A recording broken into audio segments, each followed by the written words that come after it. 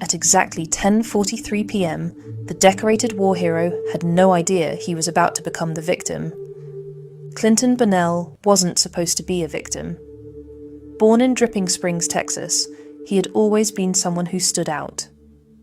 His sister Stephanie remembered him as having a big personality who loved people big, an athlete with an artistic side who played football but was equally passionate about music and theatre. After working at Motorola following high school, everything changed on September 11th, 2001. Like thousands of young Americans, Clint watched the towers fall and felt a calling he couldn't ignore. He left his civilian job and joined the army, driven by patriotic duty. But Clint didn't just serve. He excelled. He became a Green Beret medic, one of the military's most elite soldiers, deploying multiple times around the world. During a training assignment at an Oklahoma hospital, he met Shauna Cloud, a nurse who seemed to understand the demands of serving others. They eloped, and Clint stepped into the role of stepfather to Shauna's 3-year-old daughter, Razzie. For the next 16 years, he was the only father she knew, teaching her to dance and sing, helping her prepare for beauty pageants, and supporting her dreams. To the outside world, they appeared to be a stable military family. After more than 20 years of service and multiple deployments, Clint retired from Fort Bragg on December 31st, 2024. He was excited about his next chapter. He had worked incredibly hard to get accepted into Methodist University's Physician Assistant program, channeling his experience as a Special Forces medic into civilian healthcare. The transition wasn't easy, but Clint threw himself into his studies with military discipline. He was in his second semester and had already been elected president of his cohort. At Methodist, he had also found something that had been missing from his life for years: genuine happiness with Kelly Edwards, a yoga instructor who described him as happy-go-lucky and excited about the next chapter of life. But there was a problem. His marriage to Shauna had been over for years, and now he was finally ready to do something about it. While Clint was building his new dream as a future physician assistant, Shauna Cloud was working in one of Virginia's most challenging environments, the Fluvanna Correctional Center for Women. The 16-year marriage that had once seemed solid was now nothing more than a facade they maintained while living essentially separate lives. Kelly Edwards, who would later become Clint's girlfriend, noticed immediately that something was wrong with his marriage.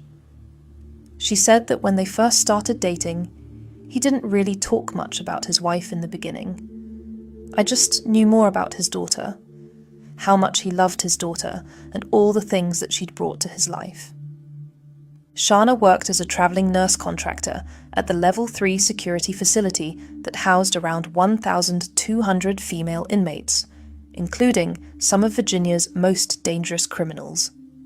It was demanding, high-stress work, providing medical care to women with complex health and mental health needs in an environment where violence and suffering were daily realities. Fluvanna had a troubled history. The facility had been the subject of lawsuits alleging inadequate medical care and a punitive and hostile culture among healthcare providers. For Shauna, working in this environment meant daily exposure to violence and women who had committed serious crimes, an experience that may have fundamentally changed her perspective on solving problems. To her colleagues, she appeared competent and professional, maintaining a calm exterior even in the most challenging situations. But those who knew the couple best could see that something was wrong at home.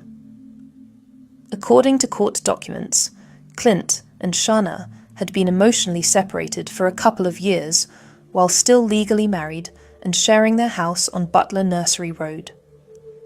Shauna also owned rental property in Troy, Virginia, near the prison, property that would later become crucial evidence in a murder investigation. She was building what appeared to be a stable career, but she was also monitoring Clint's communications and had discovered evidence of his relationship with Kelly Edwards. The contrast between their worlds was stark. while Clint was surrounded by classmates and professors dedicated to healing and building futures, Shauna was immersed in an environment of punishment and control. While he was finding hope and happiness in his new relationship, she was discovering that the husband she had shared 16 years with was planning to leave her. Edwards explained that when she met Clint, he had already been consulting with divorce attorneys for months. After trying to make a marriage work for a long time, he decided it was best to cut cords and move on. And so when I met him, he was already at that stage, she said. What Clint didn't realize was that Shauna wasn't thinking like someone who wanted an amicable divorce. She was thinking like someone who wasn't going to let go without a fight. January 27th, 2025, was the day Clinton Burnell finally decided to take control of his life. That morning, Clint went to a lawyer's office to begin the legal process of ending his marriage to Shauna Cloud. For him, it represented freedom, the chance to finally be honest about his relationship and start building the life he wanted with Kelly Edwards. After leaving the lawyer's office, Clint went about his normal routine. He attended classes at Methodist University, where he was studying to become a physician assistant. He went to the Fit for Life gym on Owen Drive, where both he and Shauna worked out. According to court documents, they were at the gym at the same time, around 1:55 p.m., though they left in separate cars. From the gym, Clint drove to Methodist University to study for an upcoming exam. It was typical behavior for someone known for his dedication to his studies. As president of his cohort, he took his academic responsibilities seriously. When Clint finished studying, he drove home to the house on Butler Nursery Road that he shared with Shauna. Cell phone records would later prove that he arrived at the house that evening and never left alive. That evening, Clint made the decision to tell Shauna about his visit to the lawyer's office. It was a conversation he had probably been dreading, but as someone who valued honesty and straightforward communication, he felt it was the right thing to do. But Shauna's reaction wasn't what Clint had hoped for. According to court documents, this conversation became the confrontation that investigators would later identify as the catalyst for what happened next. At some point during the evening, Clint sent his final text message to Kelly Edwards. "I told her about the divorce. Good night." It was meant to be a simple update, letting Edwards know that he had taken the difficult step of informing his wife about his plans. What Clint didn't know was that by telling Shauna about the divorce, he had triggered a plan that she had apparently been considering for some time. The conversation that was supposed to lead to freedom had instead sealed his fate. When Clinton Burnell failed to show up for class on January 28, 2025, it immediately raised alarm bells at Methodist University. By 2:58 p.m., when Clint still hadn't appeared and couldn't be reached, an employee at the university called the Cumberland County Sheriff's Office to request a welfare check. For someone who took his studies as seriously as Clint did, missing class was completely out of character. When deputies arrived at the house on Butler Nursery Road, they found Clint's car parked in the driveway. His car keys were inside the house, along with his wallet, his school backpack, his reading glasses, and all the other personal items someone would need if they were planning to leave voluntarily. But Clint was nowhere to be found. Shauna Cloud met the deputies with a story that seemed plausible, but was actually a carefully constructed web of lies. She told them she hadn't seen her husband since the previous day at the gym. She claimed that when she woke up that morning, his car was in the driveway, but she couldn't find him anywhere. What made the story particularly suspicious was what Shauna didn't do. Despite claiming that her husband had mysteriously disappeared, she declined to file a missing person report herself. For a supposedly concerned wife, this was a glaring red flag. Later that evening, at 9:19 p.m., the sheriff's office received another welfare check request, this time from Kelly Edwards. Edwards knew immediately that something was wrong, because she and Clint were in communication a lot during the day, and she hadn't heard from him since his good night text. When Edwards called 911, her panic was obvious. Unlike Shana, Edwards immediately filed a formal missing person report. The contrast between the two women's responses was striking. The case was immediately assigned to the Major Crimes Unit, and by January 30th, it had been reassigned to the Homicide Unit. The rapid escalation suggested that investigators were already suspecting the worst. The investigation into Clinton Bonnell's disappearance quickly revealed that someone wasn't telling the truth. While Shana Cloud maintained her story about not seeing her husband since their gym visit, investigators were uncovering evidence that painted a very different picture. On January 31st, deputies returned to search the Bonnell home more thoroughly. What they found inside would shatter any hope that Clint might still be alive. His backpack and laptop, both with bullet holes. These weren't random holes. They were clear evidence that gun violence had occurred inside the house, where Shana claimed nothing had happened. But investigators were just getting started.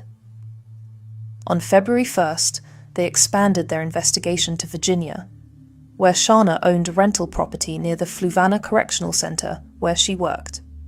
With help from Virginia State Police, they executed search warrants on her vehicle, rental property, and cell phone. The search yielded crucial evidence, including Shana's cell phone and other items that would help piece together what had happened. During questioning, Shana made a critical admission. She told investigators that she and Clint had argued about a note from his girlfriend. Throughout February, investigators obtained multiple search warrants for digital data, cell phone records, video footage, and digital devices. The data they collected created a devastating timeline of events. Cell phone records proved that Clint had come home on January 27th and never left the house alive. But Shana's phone told a completely different story about her movements after the murder.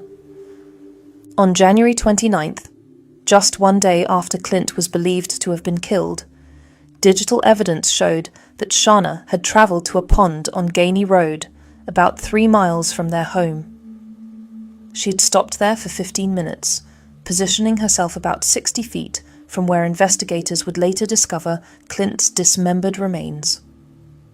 Investigators also found video evidence placing Shana in the area where Clint's torso would eventually be recovered. The combination of GPS data and video surveillance created an unbreakable chain linking her to the disposal site. The evidence was overwhelming. Bullet holes that matched wound patterns, digital trails that led directly to the body dump site, and Shana's own admissions about confronting Clint. On February 25th, 2025, a homeowner in the 4200 block of Gainey Road made a discovery that would haunt them forever.